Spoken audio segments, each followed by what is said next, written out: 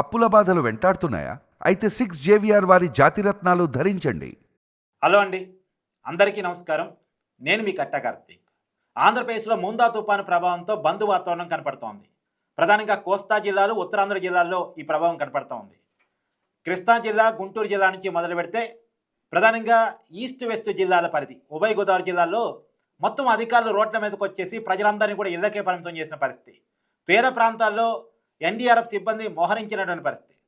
ఉత్తరాంధ్ర జిల్లాలో కూడా ప్రధానంగా వైజాగ్లో మనకి చాలా తీవ్రత కనపడతా ఉంది. ప్రజలందరినీ కూడా ఇళ్లకే పరిమితం చేసినటువంటి పరిస్థితి కనపడతా ఉంది. సముద్రం చాలా ఆందోళనకరంగా ఉంది అనేటువంటి వార్తలు కూడా మనకు అందుతూ ఉన్నాయి. విజయనగరం, శ్రీకాకుళం జిల్లాల్లో కూడా ఈ ప్రభావం మనకు కనపడతా ఉంది. అన్ని చోట్ల కూడా అధికారులు రోడ్ల మీదకి వచ్చి ప్రజలందరినీ కూడా ఇళ్లకే పరిమితం చేసినటువంటి పరిస్థితి. మత్స్యకారులందరినీ కూడా జాగ్రత్త చేశారు. ప్రజలందరినీ కూడా ఇళ్లకే పరిమితం చేశారు. వాళ్ళందరికీ జాగ్రత్తలు చెప్తా ఉన్నారు. తీర ప్రాంతాల్లో ఉన్నటువంటి ప్రజల్ని సురక్షిత ప్రాంతానికి తరలించేశారు. ఇవాళ కాకినాడ తీరానికి తుఫాను వస్తుంది అని చెప్పేసి అనుకున్నారు. అది కొద్దిగా మచిలీపట్నం వైపుగా ప్రయాణిస్తున్నట్టు, యానం వైపుగా కూడా ప్రయాణిస్తున్నట్టు వస్తున్నటువంటి సమాచారం. అక్కడ కూడా మచిలీపట్నం వైపుగా అధికారులు కూడా అలర్ట్ అయ్యారు. చాలా పెద్ద ఎత్తున జాగ్రత్త చర్యలు పాటిస్తున్నారు.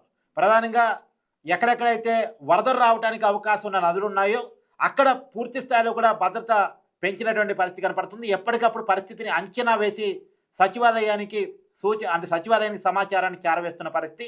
అక్కడి నుంచి వచ్చే సూచనల మేరకు అధికారులు యాక్టివ్ చేస్తున్నటువంటి పరిస్థితిని మన ఆంధ్రప్రదేశ్లో చూస్తూ ఉన్నాం.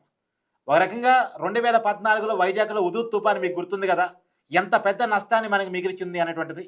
తర్వాత 2018లో వచ్చినటువంటి టెట్లీ తుఫాను కూడా ఎంత పెద్ద ఎత్తున నష్టాన్ని చేకూర్చింది అనేటువంటి విషయం మీ అందరికీ గుర్తుండే ఉంటుంది.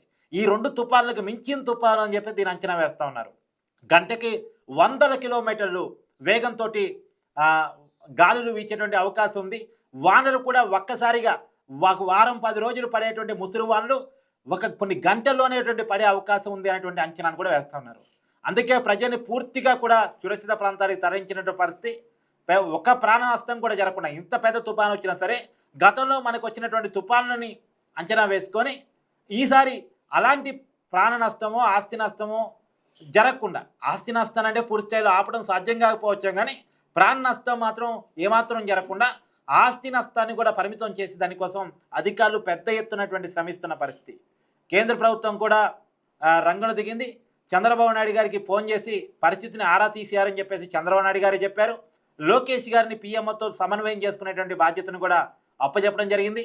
ఒకవైపు చంద్రబాబు నాయుడు గారు, పవన్ కళ్యాణ్ గారు ఆంధ్రప్రదేశ్లో జరుగుతున్నటువంటి పరిస్థితుల మీద సమీక్ష నిర్వహిస్తున్నారు. ఒకవైపు పీఎంఓ తోటి నారా లోకేష్ గారు సమన్వయ బాధ్యత నిర్వహిస్తూ ఉన్నారు. సో బాధ్యతలను కూడా కేటాయించుకొని ఎప్పటికప్పుడు రాష్ట్రంలో జరుగుతున్న పరిస్థితుల మీద ఒక అంచనా వేస్తూ ప్రజల్ని సురక్షితంగా ఉంచేటువంటి పరిస్థితి మనకు కనపడుతూ ఉంది. ప్రస్తుతం అయితే విద్యా సంస్థలకి అన్నిటి కూడా బంద్ ప్రకటించారు. అంటే ఒక రకంగా కర్ఫ్యూ వాతావరణం, బంద్ వాతావరణం మనకి ఆంధ్రప్రదేశ్లో కనపడుతూ ఉంది. ఒక రాయలసీమ ప్రాంతాలు మినహాయించేసి కోస్తా జిల్లాలోనూ, ఉత్తరాంధ్ర జిల్లాలోనూ అన్ని చోట్ల కూడా మనకి ఇదే పరిస్థితి కనపడుతూ ఉంది. రోడ్ల మీద అధికారులు తప్ప ప్రజల్ని రానియని పరిస్థితి, ప్రజల్ని పూర్తిగా ఇళ్లకే పరిమితం చేసినటువంటి పరిస్థితి. గతంలో ఎప్పుడూ ఇలా చూడలేదు అని చాలామంది మాట్లాడుతున్నటువంటి పరిస్థితి కూడా మనం ఆంధ్రప్రదేశ్లో చూస్తూ ఉన్నాం. తీర ప్రాంతాల్లో ఉన్నటువంటి ప్రజలైతే కొంత ఇళ్ళని ఖాళీ చేసినప్పుడు కొంచెం మొండికేసి ఇలాంటి తుఫాను మేము గతంలో చూస్తాం కదా, మమ్మల్ని ఖాళీ చేయించొద్దు, మేము ఇక్కడే ఉండి జాగ్రత్తగా ఉంటామని చెప్పినప్పుడు కూడా వాళ్ళని కన్విన్స్ చేసి గతంలో ఉన్న తుఫాను వేరు, ఇప్పుడు వస్తున్నటువంటి తుఫాను వేరు, ఇది కొంత ప్రమాదకరంగా ఉండే అవకాశం ఉంది, అందులోనూ గంటల్లోనే రోజుల్లో పడేటువంటి వర్షం పడేటువంటి అవకాశం ఉంది అనేటువంటి విషయాన్ని కమ్యూనికేట్ చేసి వాళ్ళని ఒప్పించి వాళ్ళలో చైతన్యాన్ని తీసుకొచ్చి వాళ్ళందరినీ కూడా వేరు వేరు ప్రాంతాలకి తరలిస్తున్నటువంటి పరిస్థితి. నదులు ఉప్పొంగేటువంటి అవకాశం ఎక్కడైతే ఉందో, ఎక్కడైతే వరదలకి అవకాశం ఉందో అక్కడ పూర్తి స్థాయిలో భద్రతను చేపట్టినటువంటి పరిస్థితి. ఆ నియర్ బై ఎక్కడ కూడా ప్రజలను ఇళ్లలో ఉండనివ్వకుండా వాళ్ళని ఖాళీ చెప్తున్నటువంటి పరిస్థితి మనం ఆంధ్రప్రదేశ్లో చూస్తూ ఉన్నాం. రేపు సాయంత్రం వరకు ఇదే పరిస్థితి ఉంటుంది అని చెప్పి అంచనా వస్తూ ఉంది.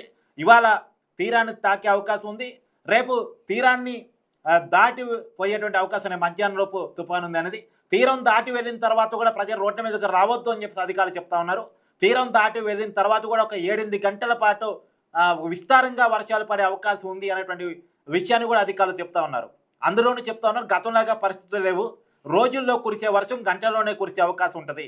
ఒకప్పుడు ముసురు వానరు అనేవాళ్ళు, ఒక వారం 10 రోజుల పాటు వరుసగా వర్షం వానలు కురుస్తుండే, కానీ ఆ ముసురు వానలు ఇప్పుడు లేవు. ఆ ముసురు వానలు అంటే ఒక వారం 10 రోజులు ముసురుగా పడే వాన ఎంతైతే ఉంటుందో అంత వాన కేవలం ఒక గంటలోనో 2 గంటల్లోనో కురిసేటువంటి అవకాశం ఉంది అనేటువంటిది. అంటే ఆకాశానికి చిల్లు పడిందా అని అనుమానం వచ్చేలా క్రౌడ్ బరస్ట్ అని ఈ మధ్యకాలంలో టెక్నికల్ పదాన్ని పెట్టారు కదా! ఆ క్రౌడ్ బరస్ట్ ఏమన్నా జరిగింది అని అనిపించేలా వర్షాలు పడే అవకాశం ఉంది అని చెప్పేసి అధికారులు చెప్తా ఉన్నారు. ఆంధ్రప్రదేశ్ ప్రభుత్వం పెద్ద ఎత్తున జాగ్రత్త చర్యలు తీసుకుంది. ప్రజలందరినీ కూడా సురక్షితంగా ఉంచేటువంటి ప్రయత్నం చేస్తూ ఉంది.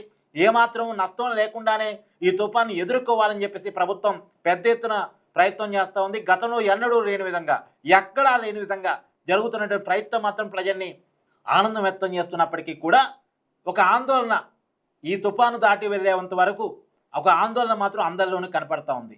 2014లో హుదూద్ తుఫాన్ని, 2018లో వచ్చినటువంటి టెట్లీ తుఫాన్ని దాటేలా ఈ వాన అంటే ఈ తుఫాను కనపడతా ఉన్నటువంటి పరిస్థితుల్లో ఇలా ఎలాంటి ముప్పును మిగిల్చింది అనేటువంటిది.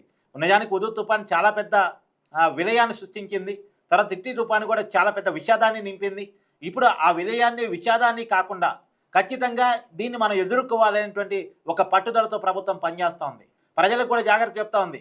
ఇక కొంత కరెంటు సమస్య ఏర్పడవచ్చు, అందుకనే ఫోన్లకు కూడా ఛార్జింగ్లు పెట్టుకోండి, పవర్ బ్యాంకుల్ని పెట్టుకోండి, అన్నిటికీ కూడా ముందుగా జాగ్రత్తలు తీసుకోండి, ఇళ్లలోకి కిరాణా సామాన్ని ముందుగానే తెచ్చి పెట్టుకోండి అని చెప్పేసి అవసరమైతే అధికారులే ఇళ్లలోకి వెళ్ళి వాళ్ళకి ఏమన్నా కనీస అవసరాలు కావాలా, వాళ్ళకి ఏమన్నా నిత్యావసర సరుకులు కావాలా అనేటువంటిది అడిగి తెలుసుకొని అధికారులే వాళ్ళకి తెచ్చి ఇచ్చి వాళ్ళని ఇళ్లలోనే ఉంచుతున్నటువంటి పరిస్థితి.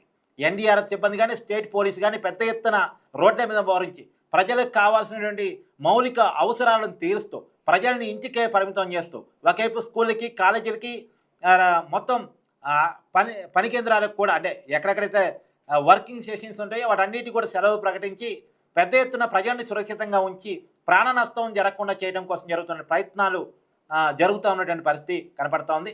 ఆంధ్రప్రదేశ్లో జరుగుతున్నటువంటి పరిస్థితుల మీద, తుఫాను ప్రభావం మీద మీ అభిప్రాయాన్ని కామెంట్ రూపంలో తెలియజేసే ప్రయత్నం చేయండి. Thank you.